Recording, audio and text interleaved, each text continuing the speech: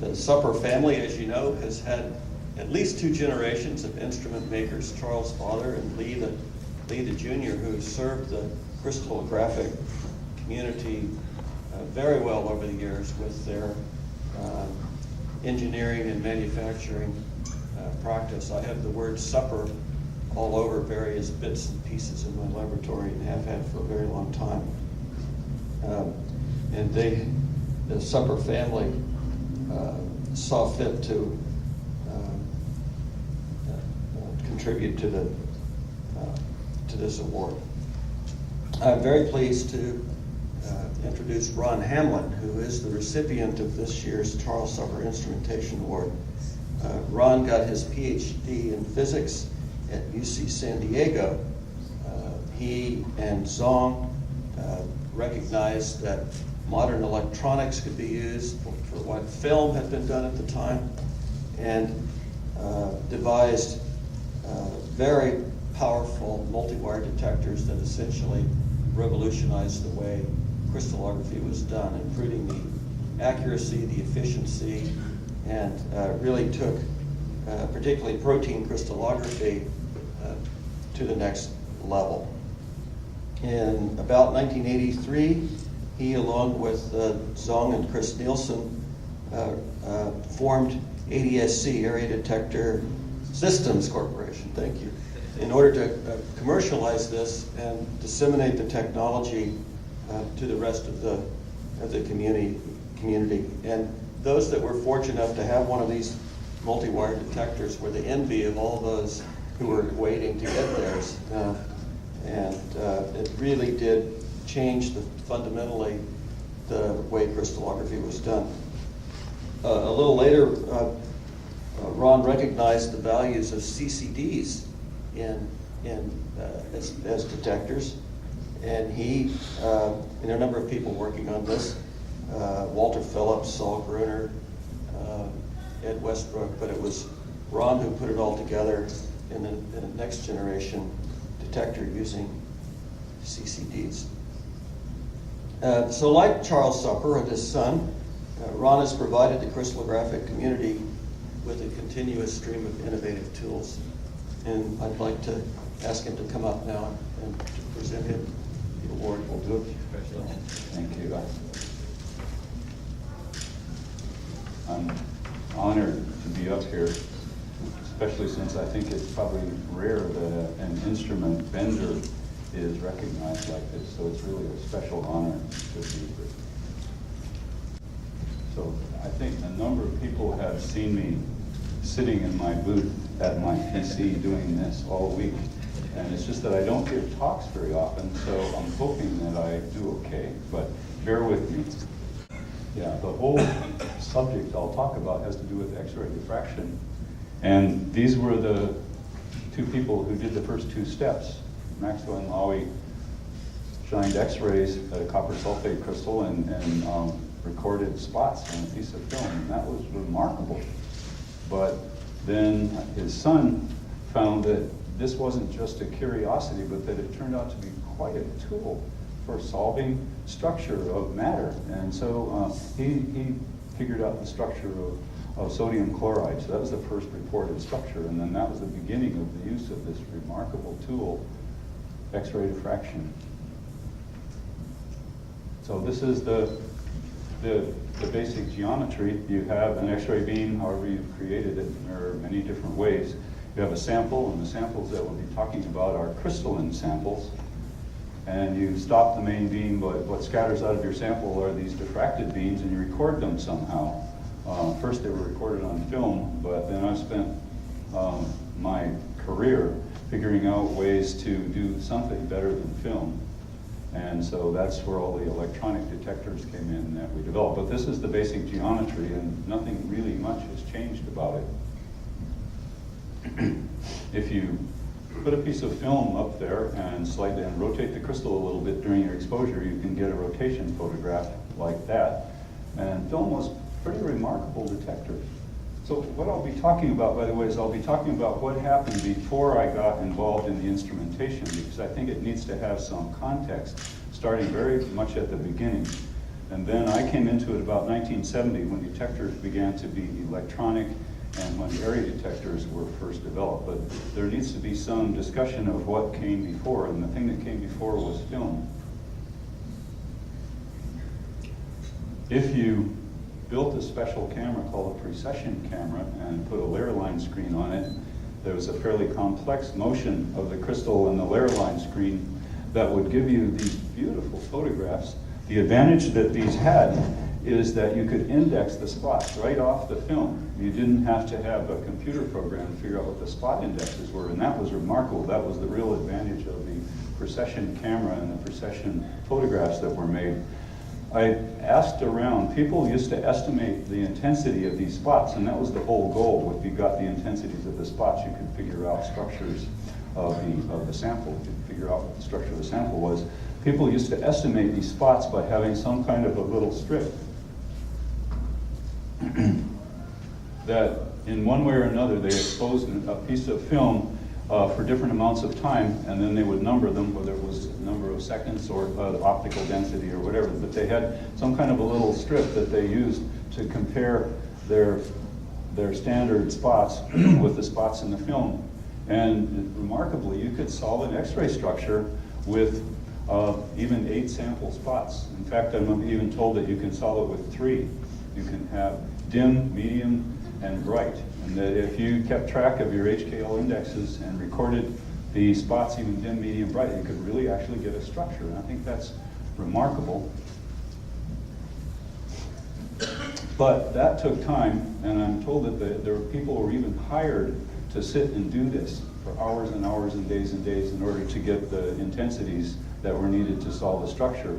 So the first step in doing something to make film more usable and more accurate was a film scanner. I found this in a book, and I added the red arrows to try to show where the beam was. But the film was attached to this drum so that it could be rotated, and then light was passed through it, and the light beam was scanned along the film at at various step sizes that you could choose. And then so the intensities of all the spots on the film could be recorded. I think the intensities were recorded to 8 bits. So that was still better than a 1 out of 8, which is only 3 bits. So 8 bits was even a step up. But you could scan film electronically, and that was a big step in getting the accuracy that was there on the film, getting it recorded. This is a picture that Dieter Schneider got me from, this is one of the really classic film scanning machines, and he went out and cleaned the dust off this one at Brookhaven and took this photograph for me, but I appreciate that he went out and did that. But this has been very much cleaned up. He said it was out by fertilizer sacks somewhere out in a storage house, and I think they call it the boathouse at Brookhaven. Anyway, he went out there, got it cleaned up so that he could get me this picture. But this is the first step in automating the data collection for X-ray diffraction experiments. There still had to be a lot of care to get film, to get the accuracy that you really could out of film. And George Phillips and Walter Phillips wrote a good paper later on about I think they probably wrote the definitive statement about how to develop the film and then how to scan the film to get the best accuracy you could from it. But at the same time, there was some work to just make electronic detectors and not have to depend on the film. So that started, and the first instrument that used an electronic detector, even though it was a small one, was the diffractometer. So I got this out of a book and put it up here. But in this case, the sample was put in the X-ray beam, and omega was the scanning axis. You step omega, and then you measured the intensity of each reflection one at a time in this small detector. There's an example of a diffractometer that I remember seeing in Cleveland. I went to Picker in 1970 and talked to Tom Furness about these. This was pretty much the ultimate machine in the time in 1970.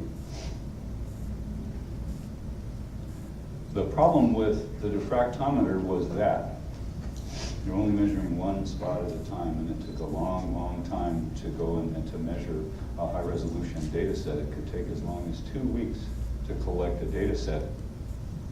The way that was done, as I mentioned, is you get a spot in a diffracting position, and you get it so that the diffracted beam falls in your little detector, and then you slowly scan omega and record the counts at each small angle increment, and you could get a scan of a reflection profile. So I think this is where I first understood what a reflection profile is that it was done one reflection at a time on diffractometers. Now we can do thousands of them if we want to at a time, but in those days, one was what you got, and you were just looking for the integrated intensity under here, and that was the number that was stored for each HKL that you measured.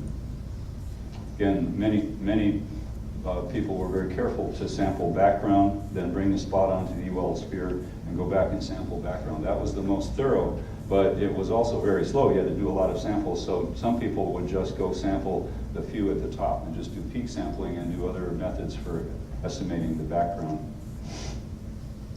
But still, it only measured one at a time.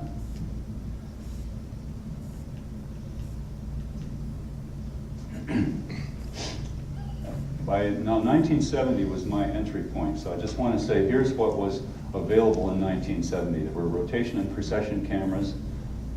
Film scanners had been developed and were working well, but the film still took some time to develop and in fact time to expose. Diffractometers were in use, but they were just measuring one spot at a time. But at least that's where things were when I got involved in it. In 1970, I had just finished my exams in the Department of Physics. After you have to take 2 years of physics graduate courses, pass the exam, and then you can go look for a boss. And so I went around campus and found that Sung had an opening, and he was working on things that seemed interesting to me, especially if it had to do with electronics in some way, and I am interested in that. So here's what I got off the web. Sung's computer crashed about a year ago, and all his valuable old photographs seemed lost, and so I had to get this off the web, but this is what I found. Sung was educated in France, and he got his PhD at Berkeley. Well, that was a really lucky thing, because at Berkeley there was a lot of high energy physics going on, and Sung knew the people, he knew some instrumentation, and he knew how to program IBM 1130 and write Fortran programs for it. All those things were important later on in our development. This is just saying about what I just said now, but he had the background that turned out to be quite lucky for us to bring this high energy physics idea into protein crystallography. So he was ready for that. I don't think he understood it until later. So when I started work there, we started asking the question, well, what could we do to improve on the diffractometer? We wanted an electronic detector, but one spot at a time was hard to light. Again, this is one of those times where some pieces of technology are available, but they're often not known to the people who need them. And so Sung just happened to be bridging that gap. He had just worked in high energy physics, and he thought it was a big science thing. He wasn't very interested in it. He wanted some kind of science where he could be more personally involved in development. And so he had come to UC San Diego from Berkeley and decided to try to work on protein structures. But two of the people he knew had done this work. George Sharpak had developed wire chambers for high energy physics, and Victor Perez Mendez at Berkeley campus, and Sung knew him, had developed a way of getting position readouts by using delay lines. Delay lines were pressed against this printed circuit board, and then this printed circuit board had many, many wires that went across this wire plane. They were fine wires. They were only 20 micron wires. They're really easy to break. But the central wire plane was held at 3,000 volts, and two wire planes on the outside on each side were held at usually at ground, and they were bigger, stronger wires. But Victor Perez Mendez knew how to get position readout. And Sung knew that. So Sung started putting two and two together. And so Sung was also very good at persuading people to do things for him, which, again, a personality strength. He went to Victor Perez Mendez and got him to agree to build us the essential pieces of the wire chamber, the wire planes, and the first delay lines that Victor Perez Mendez had developed. And then we in San Diego agreed to make an enclosure for the wire planes and delay lines and build a mount for it to go onto our sealed tube generator. This is the geometry. This is an old slide. You can tell, we tried to scan this old slide. It didn't come out very well, but this is the idea. A wire plane has 3 electrodes. There's the back wire plane, which is held at 0 volts. And in this case, we substituted a beryllium window for the front wire plane, but again, it was held at 0 volts. And the wires in the middle, the anode wires, were held at 3,000 volts. So if an X-ray came in, it was absorbed in the gas filling, which in our case was xenon gas. Ions would be created in the xenon gas. They would migrate toward the high voltage wire, and there would be a pulse. There'd be an amplification right at the surface of the wire, and there'd be a sizable pulse of several millivolts that would be coupled in to the delay lines, one for X and one for Y. In the case of the anode wire, there was just one wire that had the pulse. In the cathode, there was a distribution of pulses that were induced by the event here in the anode wire, but there was at least a round pulse that was put in the delay line, and then it traveled the distance over to the readout that we could figure out the distance by measuring the time. So we got a start pulse out of this one that started time equals 0, and then we measured 2 delays, one for X and one for Y, ran 2 clocks, and got an XY position that way. So each time an X-ray hit, we would figure out its XY position, and we would add 1 to a histogramming memory. Histogramming memory turned out to be a scrap core memory that Sung bought from RCA, and it probably took me 6 months to get the thing to work. But finally, after I replaced a bunch of transistors in it and did some changes to it, I got the histogramming memory to work, and that was enough histogramming memory for 2 images from this. So we could take images in one half of the histogram memory and then change the higher order bit, and then take the next image in the other half while we were reading the first half out. So we had, and we didn't understand it at the time, we had shutterless data collection. Sure, it was just nanoseconds. Or in the case of, it took 1 Kmax cycle to change the higher order bit from 0 to 1. So we had nearly shutterless data collection with a 1 microsecond time between images. But we didn't know that term at that time. We just had a detector that was electronic and could be gated. This is what a wire plane looks like. Some of these wire planes were pretty battle tested. They would break wires every once in a while, and we would go in there and chop the wire out of the glue and put a new wire in. So these wire planes were a real maintenance issue. But this is one that had been used for probably a year, and this is what they look like. The delay line was pressed against here to do the position readout. This is what it looked like in cross section. We just built a big aluminum box to put the wire planes in, and there's a delay line there. There was another one down that way. The box was filled with xenon, and the X-rays came in through the beryllium window. We got help from our friends at UCSD. Joe Kraut's lab had an old GE quarter circle goniostat that they loaned to us. It turned out to be just perfect because it didn't shadow much in the diffraction pattern. It was just a quarter circle, and when you rotated it, it didn't cast a big shadow out on the side where we had our detector. So it turned out to be a really lucky event. It was free. They just had it sitting in their storage. So we took pieces of it and mounted it like this. So this is what we call our Mark I system, and this was a big event for all of us because in this case, you didn't have just a single point counter. You had an area out here where you could measure quite a few spots all at the same time. Similarly, you could still do profile scans, but you could do profile scans of many spots. So here's the Picker sealed tube generator tower. There's the GE quarter circle, the quarter circle goniostat that was given to us, and here's the big Mark I wire chamber. It's important to remember that the spatial resolution wasn't so good. This was 128 bits, 128 wires that way, and then we could resolve in time, we could resolve 256 that way. So our pixels were 1 millimeter by 2 millimeters, which is ridiculous by today's standard, but it's really a thrill back then. So instead of being able to measure just one spot like a diffractometer could, now we could do that. And that in its day was just remarkable. We could measure 50 to 100 spots all at the same time in a similar way, but we could just measure all these now. So we had an electronic detector that could count found X-rays, but we could measure many of them at the same time. I think the next image is with the detector put straight on, but that to us was a big thrill in its time. It looks really primitive, the pixels are big, but it was really something to be able to measure that many spots. This is the crystal of subtle lysine. I think its space group is P21, and the unique axis is vertical, so we could get up-down symmetry. And we usually adjusted the crystal position till we got pretty good up-down symmetry, and then collected data that way with the up-down symmetry adjusted. So that was where I got my PhD, is at the end of that we collected some data from dihydrofolate reductase that was being grown in Joe Kraus' lab by Dave Matthews. He was generous enough to loan us some crystals. He had done uranium soak, and so the major point in my PhD thesis write-up was a peak in the difference Patterson, a uranium peak in the difference Patterson. Now we were really thrilled with it. That was a real crystallographic result from this new kind of detector.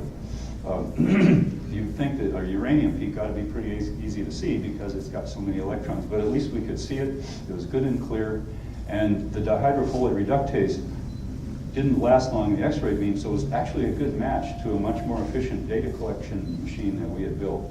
And so Dave Matthews also, I think, was in the right place at the right time when a machine like this could collect data from a single one of his crystals, and that wouldn't have been possible with a diffractometer because the crystal didn't last long enough. So this was another just lucky break for all of us. Here is the overview of what I've been doing for 40 years. Instead of having film in here, we worked on electronic X-ray detectors. But I want to keep in mind that the big picture is that you have something that makes X-ray beams, and there's a lot of technology there. You have something that helps you grow samples, and there's a tremendous lot of technology there. We build X-ray detectors, but then there are a lot of people who write sophisticated software for analyzing raw images, for generating electron density maps, and then generating structures. So this whole long process needs to be done, but the goal is over here. So we were just a piece of the process, and I think I have to keep that in mind, that I was more like just an instrument builder, and I didn't really understand very well all the rest of these pieces. But this is I was telling people, this is my box. This is the box I've been in for 40 years, right there.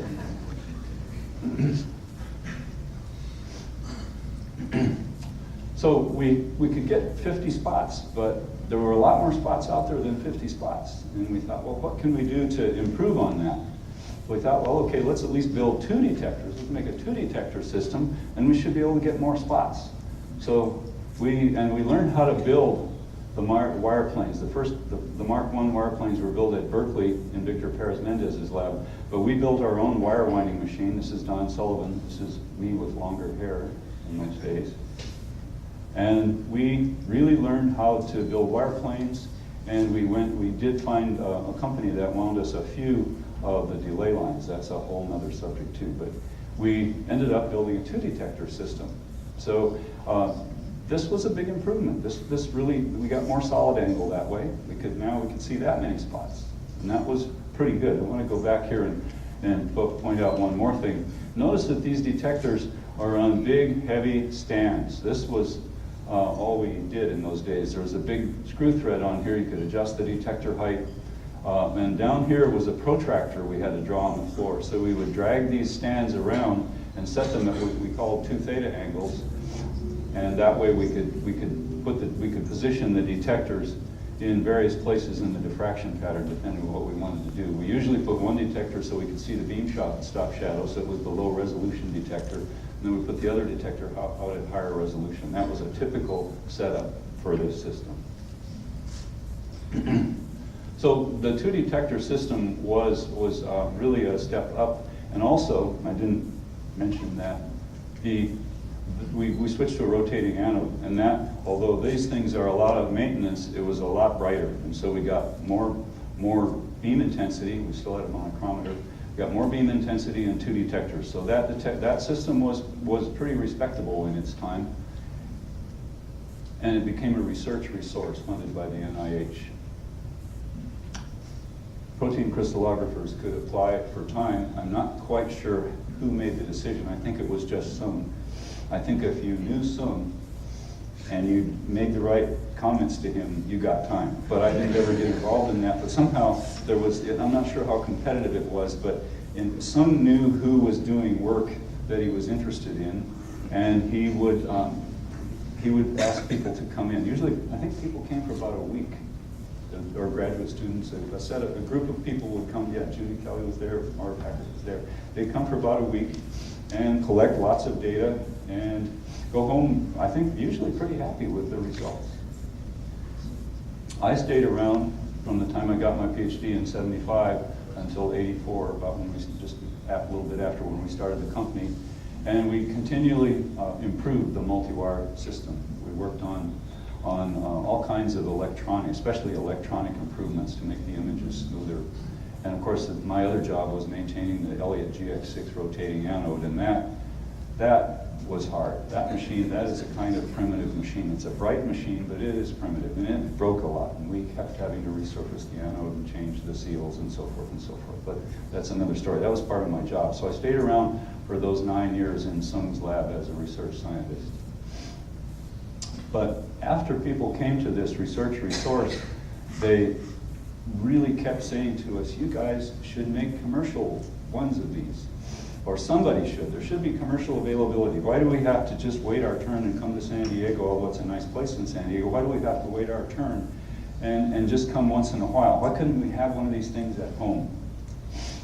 So, without much knowledge or any knowledge of how to start a business or run a business, Sung, my boss Sung, and Chris Nielsen, who's here, who's the software expert in the Sung lab, and I decided to just take a chance and start a company. So in fact, we bought a book that said how to start your own California corporation, and you filled in the blanks, and you could tear these pages out and send them into California. We did that, and we started our corporation out of a book of tear-out sheets. And then we showed this to the lawyer that we went to months later, and they said, no, you better let us rewrite this. So for thousands of dollars more, they did what they thought was a more professional job. But the one that started our company was the tear-out pages out of that book. But anyway, we started a business, and the first location was in my apartment. So there was the workshop. In fact, we still have this drill press back in the corner in our shop, and we still use this toolbox. So this was in 1984. This is in one 100 square foot bedroom in my apartment near UC San Diego. There's the first multi-wire system that we built. There's serial number 1. It ended up in, it was bought by David Eisenberg. He was, of course, he had been one of the data collectors at San Diego. He liked our data. He wanted to help us start a company. And so he gave me a purchase order for $50,000, which I thought was a tremendous amount of money, to build a system and deliver it to his lab. One of the mistakes I made, and that's just what happens when you aren't accustomed to running a business, I forgot about sales tax. And so the state of California wanted their sales tax, and so I had to pay it. I should have put it in his purchase order, but I forgot. And so I paid $3,000 of sales tax just by total surprise. That's a little business experience I had. That was a lot of money. This was a little company. I had borrowed $20,000 from my mom and dad to start the company, and this $50,000 of income was going to help us get our business going, and it was not pleasant to have to pay somebody $3,000 of sales tax, but that's how it turned out. There's that detector, serial number 1, installed in David Eisenberg's lab. Again, we had it on these stands. These were just commercially available camera stands, and then we made this adapter bracket to put our detector on. You'd still had to roll this camera stand around, set up an approximate 2 theta angle, and then the computer had to refine the position of the detector. But it was usable, and it was an area, and so now it was an area detector, an area diffractometer. So that was the first one in David Eisenberg's lab at UCLA. Then in 1985, because it was just ridiculous to run such a business in my apartment, we moved to a little what they called incubator space. It was 800 square feet in a little business park where a lot of other small businesses were starting, and so this was our first location. We still have that sign somewhere in our shop. You had to have a sign, so we had this little wood carved sign made. And we started building better equipment. There's a wire winding machine that we designed and built ourselves. We had learned some things about the ones that had been used in Sung's lab, and we designed a better one with 4 bars instead of 2 out here for the wires. The threads in here gave you the wire spacing. And there's the same paddle. This paddle, the wire planes were put on here, wire was wound around this. And then after the wire was wound on, we would slide a wire plane under it and then solder each individual wire to the printed circuit board there. And then we also bought a coil winding machine, but this machine was huge and it was made for winding big transformers. So we had to make some special parts here to wind this tiny number 38 wire that was used in the delay lines.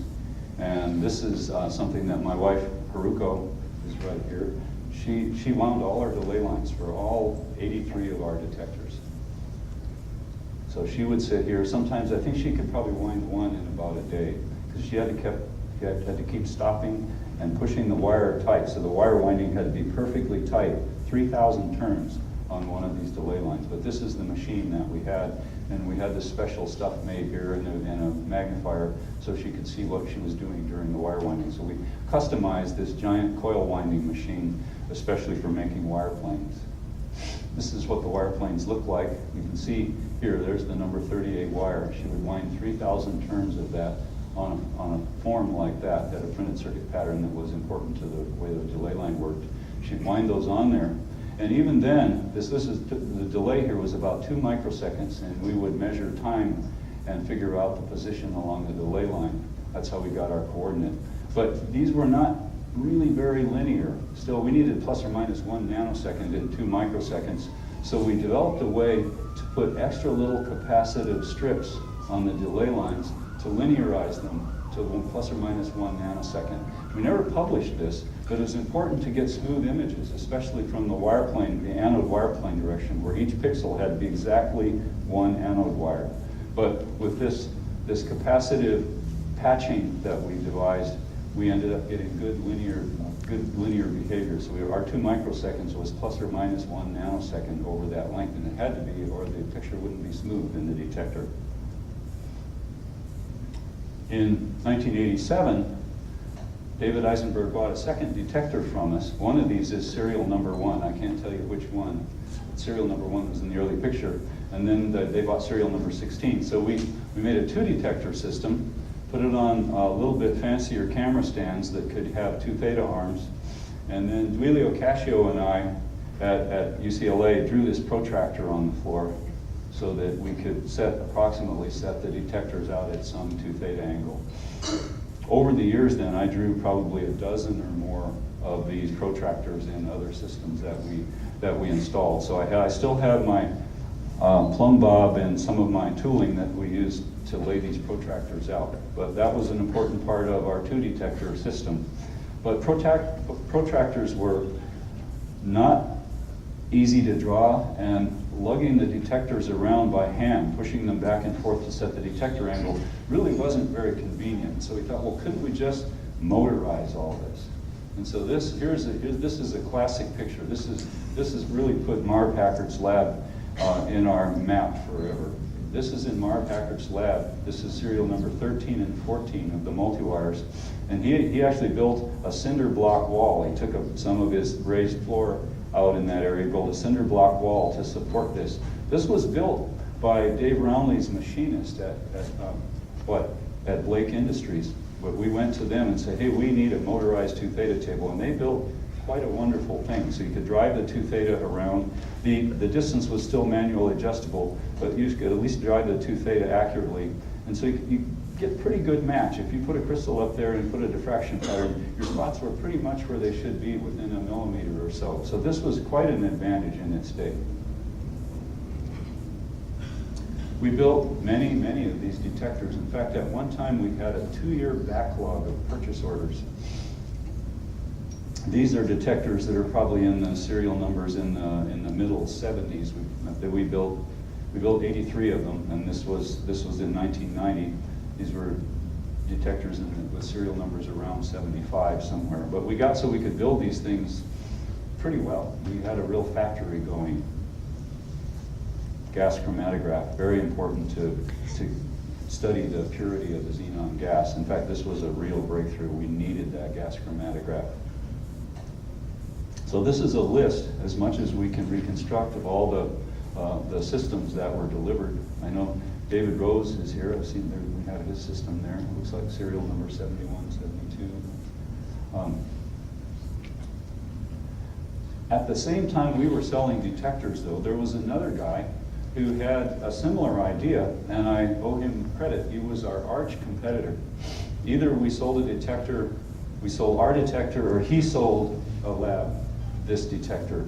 The detector he developed, the Zentronics detector, as it was called at first, was smaller, was more compact, and it would fit on a tabletop. And in some ways, it was quite attractive to a lot of labs who wanted a smaller, compact system.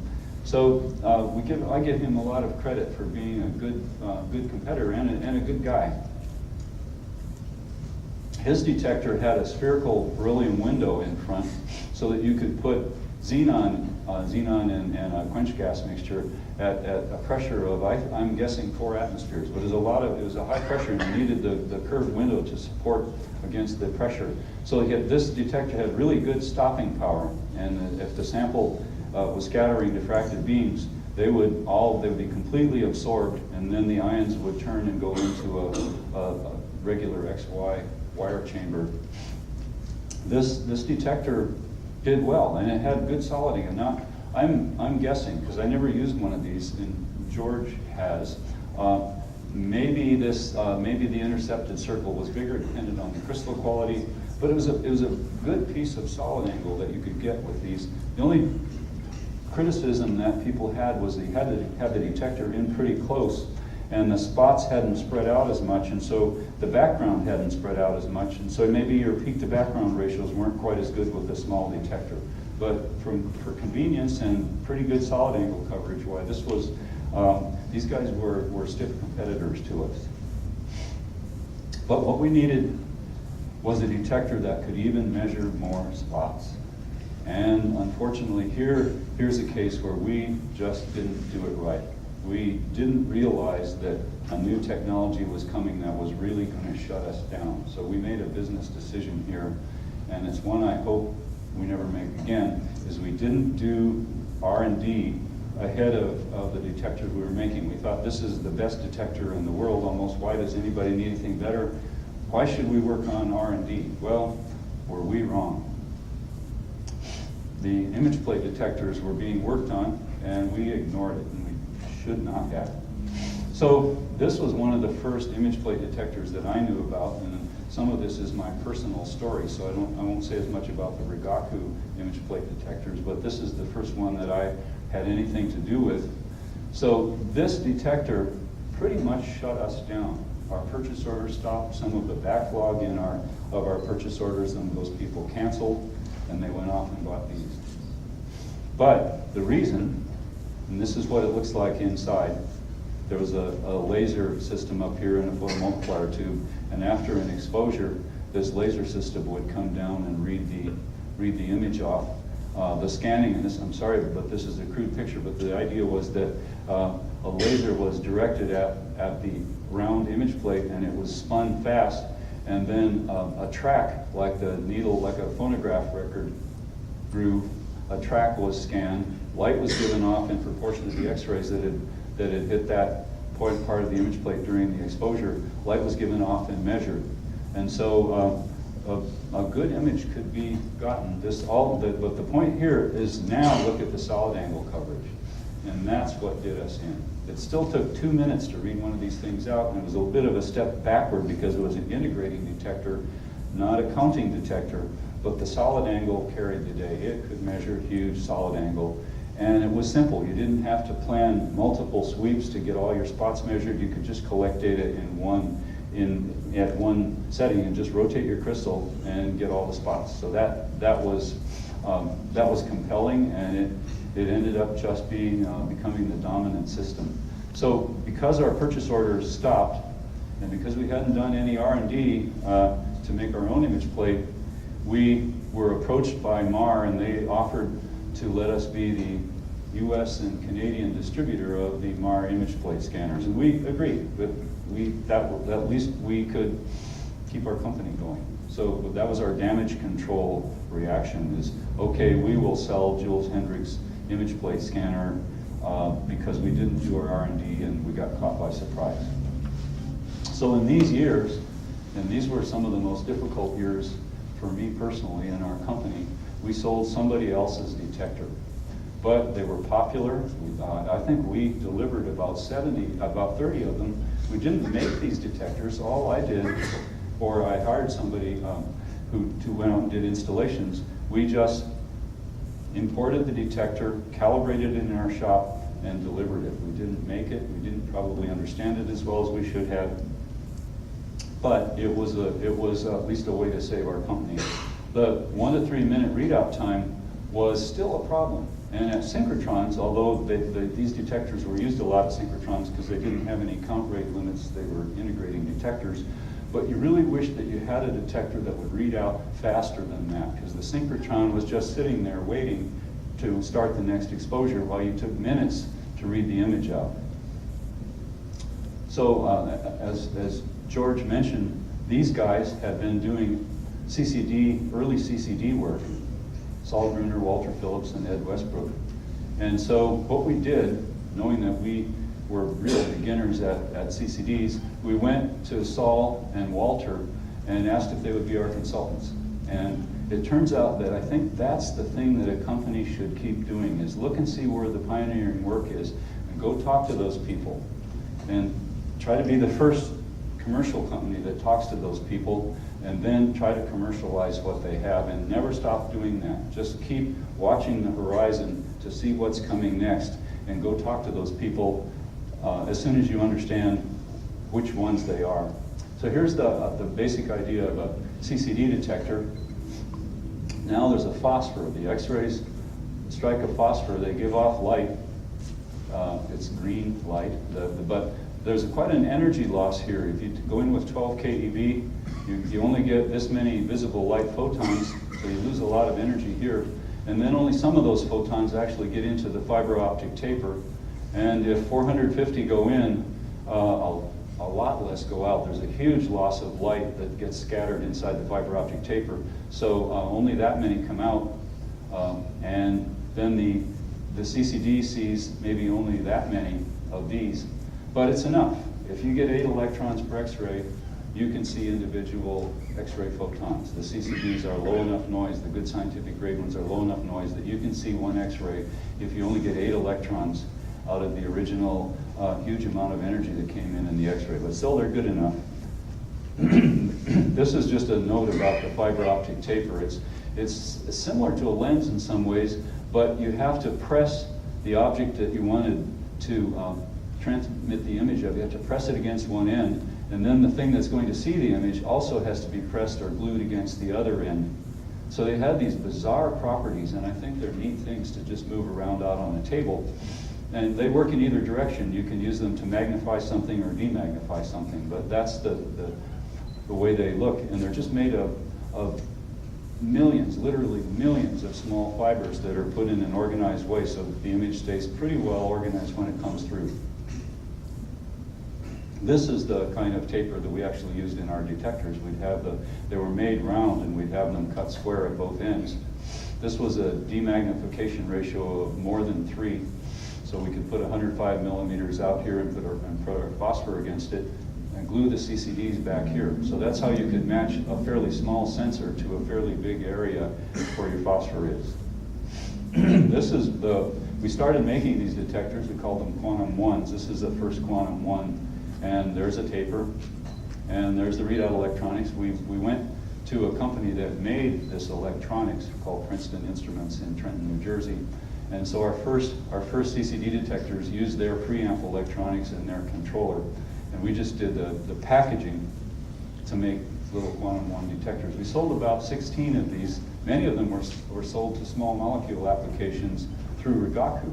And that, we do better when we sell directly to customers than when we sell to people who do packaging, because we lose track of who the customers are. We never, and so much of our business is personal relationship between we who build stuff and the customer who uses it, because then we get to hear how it worked and we get to hear suggestions.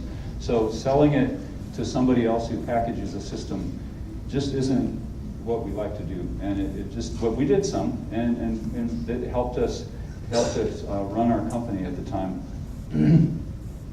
The good thing about the CCDs in those days was 9 seconds. It didn't take 2 or 3 minutes to read these things out. You could read them out in 9 seconds, and that was pretty impressive. We thought, it's not by today's standards, it was pretty good. So we made a bunch of these Quantum 1s. Many, as I was saying, many of them are packaged up in small molecule systems and sold through Rigaku, many of them in Japan. But for synchrotrons, protein data collection and synchrotrons, you need a bigger area. So we thought, okay, well, why don't we just make an array detector? Let's put 4 of these things together. Now, that turned out to be 188 millimeters on a side. That was pretty good. And that's the detector, that was our first array detector. We sold the first one of those in 1996 to ALS Berkeley, to Thomas Ernest. In fact, during the development of the CCDs, we just barely had enough cash to get through. In fact, I put my personal savings in the company at that time to keep the doors open. And we got this order from Thomas Ernest. He gave us a cash advance on 2 of them, and that rescued us. We were as close to crashing as we ever have been, but we learned the lesson: watch your cash. And then when you can get your first orders, try to get cash advances. But you have to have cash advances from people who trust you. And I think we had earned enough trust that Thomas Ernest decided to give us a chance, and we delivered both detectors. Here's what else we did. Once we could build Quantum 4s, we decided to promote them, and we went all over in the world. This one was at Brookhaven X12B, and this was a big event in our company too, because here was a $400,000 sales price detector, and we just loaned it for at least a week, maybe more than a week, to collect data there. But compared to the image plates that were used on the beamline at that time, it was just amazing, 9-second readout. And that was one of the images that we got on this thing. Look at the spots in that, and you could get that in every 9 seconds, or you could expose, and in 9 seconds you could get that. This was a crystal brought from David Eisenberg's lab by Duilio Cascio, and he was just amazed. So this really caused, then the buzz really got going. These CCD detectors are really something at synchrotrons. So we sold quite a few Quantum 4 detectors. These are the installations. Most of them were to synchrotrons.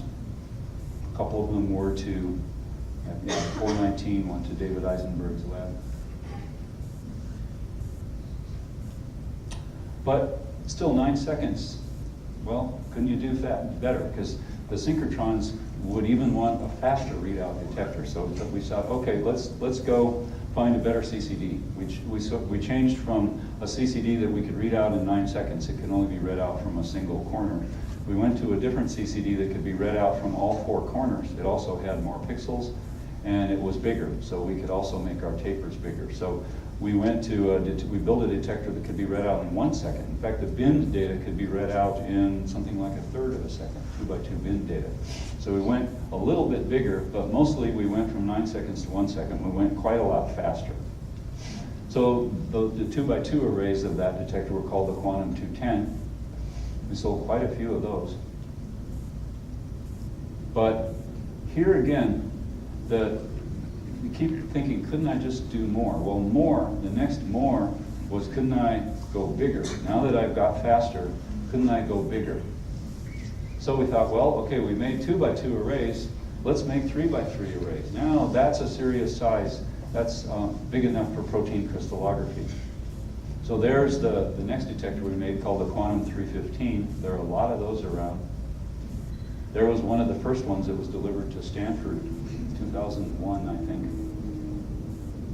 They built their own positioning device that could raise and lower the detector and tilt it so it could essentially simulate a 2 theta angle.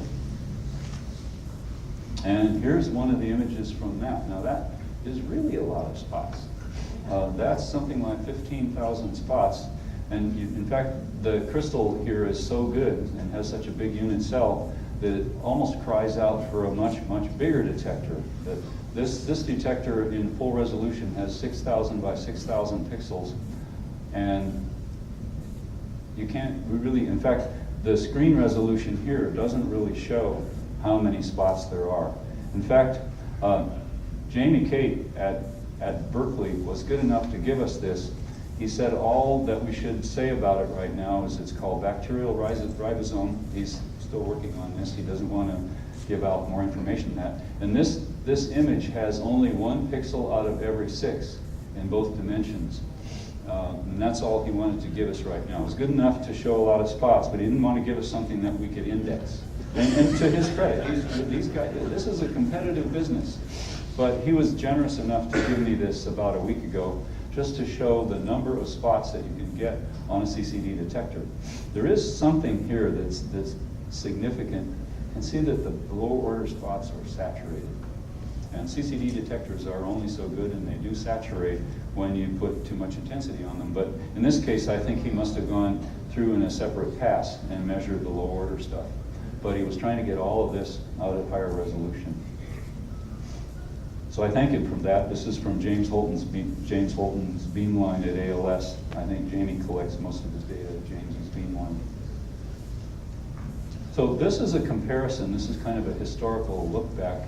If you superimpose what we could do with our multi-wire counters with what I roughly estimate an image plate might have done, the image plates might have gone out bigger. But this is a comparison compared to 1 spot. We could do maybe 1 spot from a diffractometer. We could maybe do 100 spots in our Mark II multi-wire system. Image plates could do hundreds or 1,000 spots. But this is 15,000 spots. So that's what changes have happened over the years that I've been working on this. We delivered and have delivered 32 of these Quantum 315s, all to synchrotrons. And we do a lot of traveling here all over the world. Have some good repeat customers.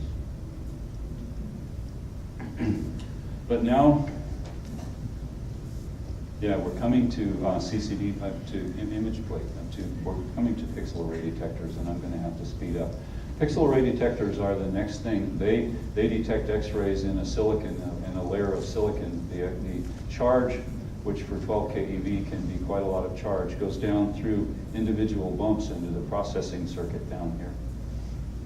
And this is another picture of what they look like. The problem with pixel array detectors is they have to have bond wires that go back to the readout electronics. So there are gaps in CCD detectors because these bond wires have to come into the front of the readout electronics. But they have very high efficiency, they have low noise, they do not saturate easily because they have giant dynamic range. Usually the processing circuit has a counter or else it integrates charge. This is a big one that everybody knows about. You can see the gaps. These are because of the bond wires. There are 3 kinds of pixel array detectors. The simplest one just integrates charge in the pixel. The next level up in complexity is one that counts X-rays. And then there's one that we call charge ramp counting, and that's one that we've developed. This is the circuit for the integrating pixel, where charge just comes in, X-rays hit this diode layer, the charge comes down through the bump bond, goes into a capacitor, and depending on how many X-rays hit that pixel, you get more charge. At the end of the exposure, you just digitize the voltage on the capacitor. The problem with these is that they can only store about the charge from about 10,000 electrons, 10,000 X-rays in a pixel. They're simple, but the capacitor fills up pretty fast. But for 4th generation machines, by the way, they're the only thing you could use because you can't count fast enough in a 50 femtosecond pulse. So you have to use purely analog pixel array detectors for 4th generation machines. This is what the Pilatus does. They get signal, it's amplified, it's compared to a pulse height threshold. If the pulse is bigger than a threshold, you get a count in your counter.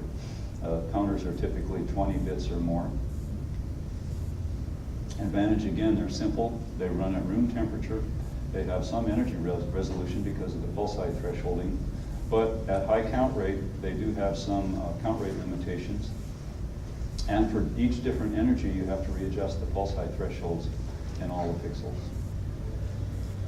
So this is the technology that we developed based on ideas from Saul Brunner, which is you could use a little capacitor, and you could let the charge build up on your little capacitor up to a point, up to a threshold. Then you could remove a precise amount of charge from your capacitor and just do this again and again and again and count how many ramps of charge on this little capacitor you got. And then you can have a big counter over here that's ramps instead of x-rays. And that if a ramp is a charge from about 100 x-rays, and if you have a counter over here that's, say, got 20 bits, that's 1 million. Well, you can count 100 million x-rays without saturating your pixel, and that's way more than 10,000 if you just had a single capacitor. So this charge ramp system is really powerful for handling much higher exposures without saturation. And in fact, because you can count ramps at a megahertz, and because they're evenly spaced, you have no coincidence loss counting ramps, you can handle 100 million x-rays per pixel per second with no coincidence loss. It's not counting detector, there's no coincidence loss. At low count rates, however, there may be a slight advantage counting x-rays. And then you have the pure counting statistics of counting individual x-rays, and that might be better. So the question is, can you have pixels that can do either one? And so that's what we're developing right now. This is a more complex pixel. We have silicon now that we've tested. So these pixels can either be put in pulse counting mode, like the Dectra, by closing that switch and leaving this one open, or they can be put in ramp counting mode, and then you can count charge ramps. You have a much higher dynamic range, and you can't saturate. So in fact, we've gone up to 22 bits there, so that's 4 million. If each ramp is 100 x-rays, why, that's 400 million x-rays before you've saturated that pixel and that exposure. And then at the end of the exposure, there's a ramp always in progress, and so you can digitize that residual ramp to 10 bits. And at that point, since you've got 10 bits, and this is only about 100 x-rays, you have about 10 A to D levels per x-ray, and depending on noise conditions, you can probably see the signal from individual x-rays. You get 32 bits of data out of this mode. And in the silicon we have, it's just a bit in a configuration register in each pixel to tell it whether it should be in pulse counting or ramp counting mode. So that's what we call the dual mode. We have a contract with Wayne Hendrickson, who was good at finding us some development money, to build him a 2K by 2K detector with these dual mode pixels. The first thing we will deliver will be each one of these ASICs is 128 by 128, so this is a 512 by 512 proof of principle detector that needs to be delivered to him at his old beamline at NSLS late this year. We're estimating November that we'll have a dual mode proof of principle detector delivered to him by then. This is the one that Wayne wants at his beamline. I don't think that NSLS2 beamline will be ready for this, so we'll probably deliver it to NSLS X4A so he can at least test it. But these are the specs, 150 micron pixels. The area, but it does include gaps, is 328 by 308 millimeters, so it's about the size of a Quantum 315. And we'll be able to get at least 100 hertz frame rate. There's more about why we can do that. In fact, in certain clocking modes, we can probably go drastically faster than that if we only want fewer than 22 bits per pixel. But I have a talk later this morning, and I get into more of the technical details of that. So in protein crystallography, we would tend to, if this is the 2K by 2K detector, we would tend to program the pixels in the middle where the diffraction pattern would have bright lower reflections. We put those in the charge ramp counting mode because they couldn't be saturated. And then for the somewhat better statistics in the rest of the detector, in the weaker part of the diffraction pattern, we'd put those pixels into photon counting mode. But when we read this out, we read it out with all the same clocking, and this is up to the software to determine what those counts are. Are they X-ray counts or are they ramp counts? And then we would either pay attention to the 10-bit A to D conversion number or not, depending on whether we were here or out there. So the readout would not have to care, and only the software later on would figure out what the data means. But you could program a detector in about tens of milliseconds to have any pattern of photon counting or ramp counting mode. So here's my last slide, and I'm close to time. I've just seen all this happen in 40 years since I went to work for Sung in 1970. A lot of things have changed. Synchrotrons have gotten better and better.